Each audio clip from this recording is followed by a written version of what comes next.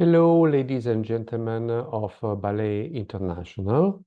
My name is Jean-Pierre. I am the administrator of Ballet International. Today, I would like to highlight a few points concerning ballet training. So please excuse my English because it might sound not perfect. Let's take, for example, a young student who starts ballet at the age of 9 or 10. And the student follows the 8 or the 9 academic years, either Vaganova or Cecchetti or whatever. And afterwards, the students start to make audition in order to be accepted into a ballet company, which many dancers do the same. Now, the training in the ballet school is very tough, it's very hard. The examination also are very tough. And only the real selected one, the perfect one, can succeed. It's very rare to find a student who remake a new year. Usually after the examination, if you are not good, you are completely put aside or they don't accept you. Now, if a student is really able to be selected at the end of the 9th year and they can do an audition, if they are lucky that their school is integrated in a ballet company, so they have more chance to be accepted, maybe, I say maybe, in a ballet company. But it's also a very tough selection because it depends of the choreography, of the choreographer, of the artistic director, and the choreographer look to the dancer and they say, okay, this one could be good for this role or for another role. So the selection is also very tough. Otherwise, this student has to go and make audition in other ballet companies. And of course, not all students are well off, so they have to get enough money and struggle in their life to make audition. Because sometimes you have people who are, let's say, in Rome, in Italy, and they have to travel until Germany or in England or in other countries to make an audition with the hope to be accepted. And not always they are accepted. So there are many people who go into a ballet company, they make the audition, and they are not accepted. But they don't even get a reply from the ballet company saying, you have not been selected. And the ones who are selected are accepted and they make part of the ballet company. Of course, every beginning, as we all know, is very difficult because you have to integrate yourself within the atmosphere of a new ballet company. So when you get into a new ballet company, they look at you like if you are coming from another planet. So it's difficult sometimes to make friends, especially if you start from a very low level called ballet, and it depends of your technique. So more your technique is good, more you are, you have the potential to get good friends, but not always. Now, let's talk about the training. Let's go back in time. The training that ballet dancer was doing during the ballet school at the ballet academy during the 9 years was very tough. Then that dancer make part of a ballet company, and the technique is even harder, is more demanding, because not only 1 hour and a half or sometimes 2 hours of class. In the morning, you have the warm-up. In the afternoon, you have another warm-up before performance. You have the rehearsals. And as we all know, a professional ballet dancer starts working at 10 o'clock in the morning, and sometimes the day finishes at 11 p.m. at night. So by the time that the dancer go back home, he wakes up early in the morning to prepare all the things for the next day. So it's a very tiring type of life. But many dancers will never regret that. They love that. We all know. Now, what I would like to point out is the type of training that not many ballet companies give the opportunity to the dancers to change and to alternate with, you have the regular ballet class, the bar and the center work, which is made of adage, allegro, the diagonals, the tour manège, and all the difficult things. But it's like a little bit, I'm giving this as an example. You take a normal human being, and what happens if you tell to this human being, you are going to eat every day the same food? So finally, the stomach of that person will not stand anymore. You have to change the type of food. And this is the same for the ballet training. You have to change, to alternate the type of training.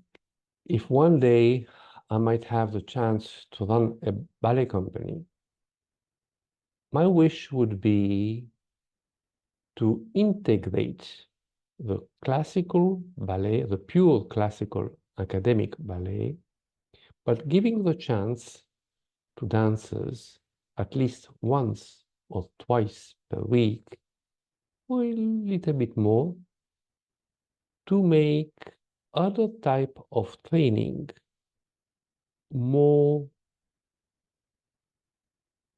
soft, more relaxing. Because while you are working in a ballet company, you grow up with this company or with other ballet companies, you always have a stressful type of life and training for your body. So from the age of 20 up to the age of 40, you never stop working hard every day. In my opinion, you should give the opportunity with 2 or 3 times per week to those dancers to have a different type of training in order to avoid injuries. Because if you want it or not,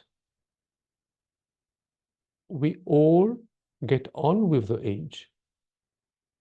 From the age of 20 up to the age of 40, you don't feel and you don't realize that the time is passing on.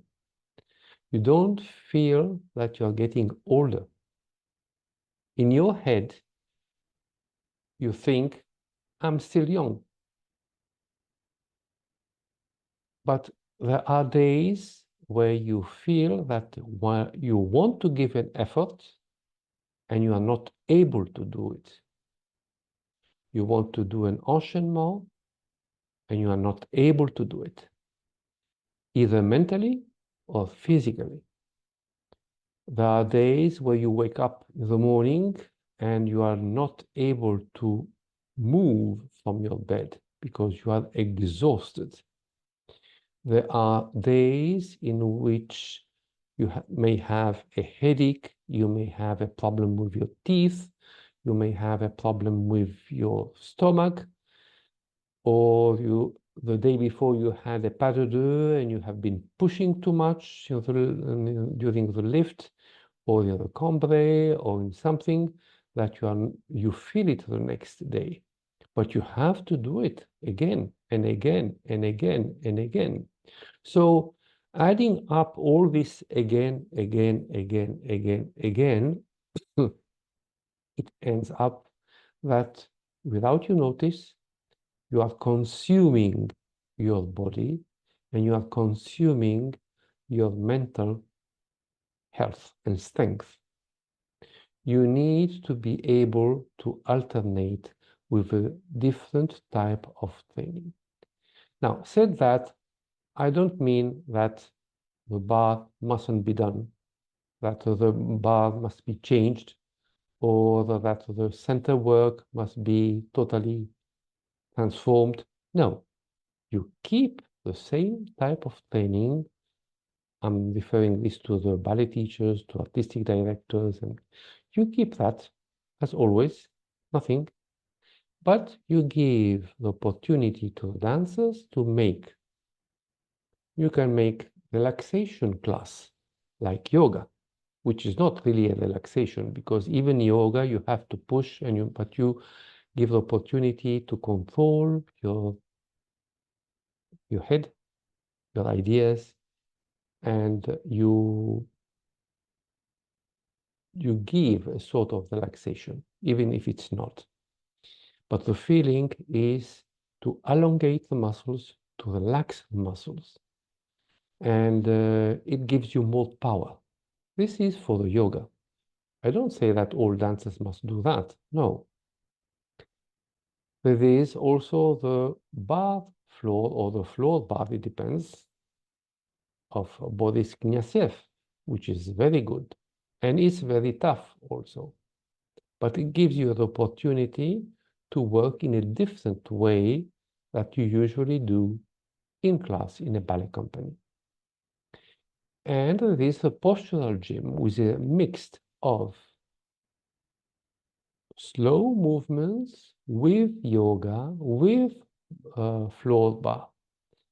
And it's done in a very slow motion type of movement, nothing fast. Now, in Ballet International, several times I have been adding photos of those young athletes, which refers more to artistic gymnastic, to gymnastic, and a little bit of ballet. But you see all those pictures of those photos with an overextension to try to lift the leg,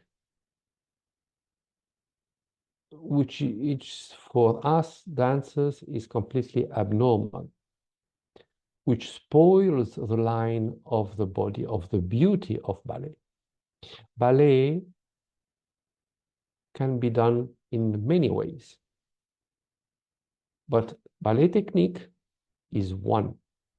You cannot modify ballet technique with overextension because not all ballet is done with overextension. Ballet means expression. Ballet means coordination of the movement. You can have beautiful arabesque with a 90 degrees leg or a rond de jambe à la seconde with 90 degrees legs. There is no need to bring the leg in a rond de jambe higher to touch your shoulder. There is no need of that.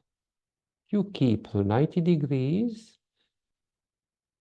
a normal double rang de jambes en l'air, or a single rang de jambes en l'air, en dehors or en dedans, at 90 degrees, which is much harder than 180. There's no need to put your knee around your neck like a scarf.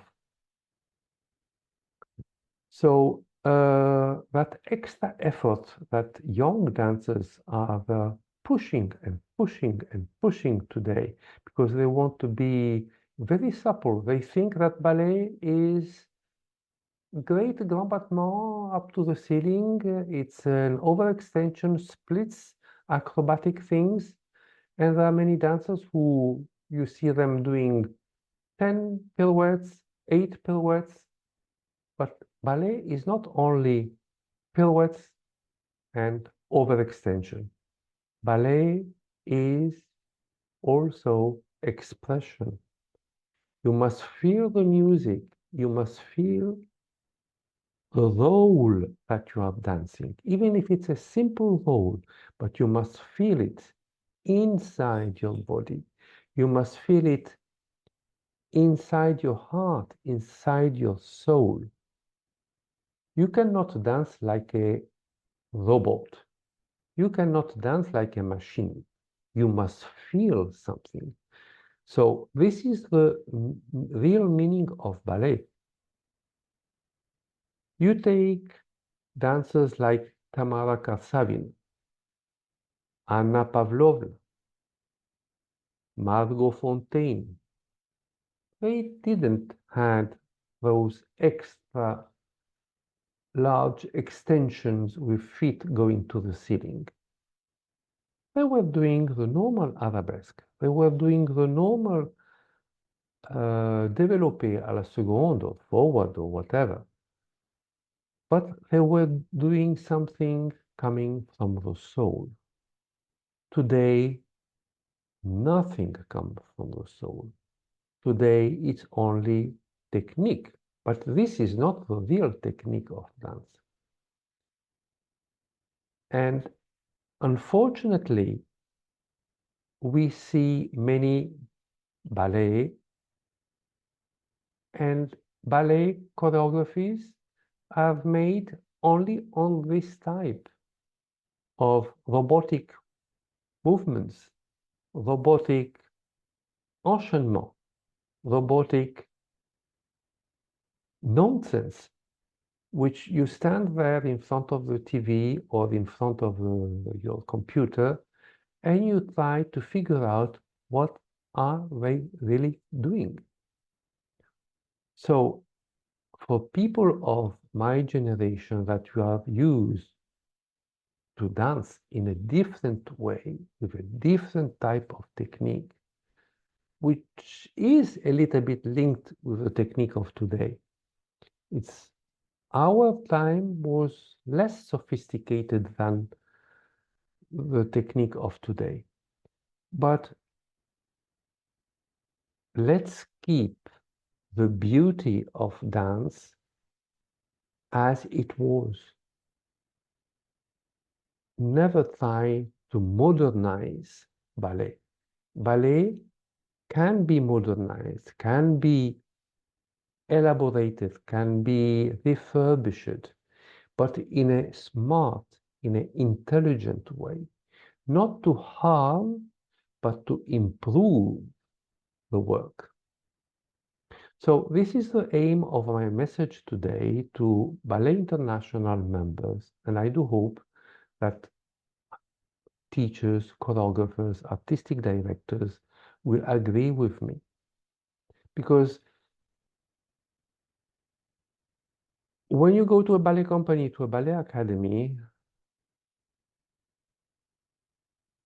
you talk to students, not all of them will listen to you. And also, when you try to convince artistic directors, choreographers, teachers of a ballet company or ballet academy, they think they know everything. They know, but they don't apply because they have to follow the criteria of the modern world. So, on the other hand, choreographies are linked also to this type of choice, to this type of criteria, to this type of style, that everything is made like a machine. No, we are not machine. We are human beings. We have our feeling. We have to express our feeling. Now, imagine that you are doing Giselle. Imagine that you are doing Anna Karenina. Imagine that you are doing La Bayadère. Can you make dance people like a robot in those ballets? No, absolutely not. So why are we trying to modernize and forget the beauty of ballet, of the old ballet of repertoire with modern technique? Technique is technique, doesn't change, but you have to know how to moderate and how to adapt the type of class. Another little thing, and then I will stop. In ballet companies, they make a lot of audition for dancers, which is very good. It's a wonderful idea. But they make very few ballet audition for choreographers, for artistic directors, for ballet teachers. They have to choose the right person with the right type of technique that goes with the ballet company criteria and idea of type of training. So, said that, I let you think, and if you wish to leave a comment, you can contact me on Ballet International or in Ballet International on YouTube channel, and I would be very pleased to share more and more and more ideas. A last little point. Sometimes I send invitation to people to make an interview. The interviews are done to highlight the beauty of dance. We talk only about ballet. Other subjects are not permitted. So it may happen that in some interviews, some exception can be made, but the person who has been interviewed assumes all the responsibilities of what she says and what she expressed during the interview. The aim of this interview are to promote the culture and the beauty of the art of academic ballet. So once again, ladies and gentlemen of Ballet International, I wish to thank you for listening to me, and you are always welcome to contact me at any time. Thank you very much.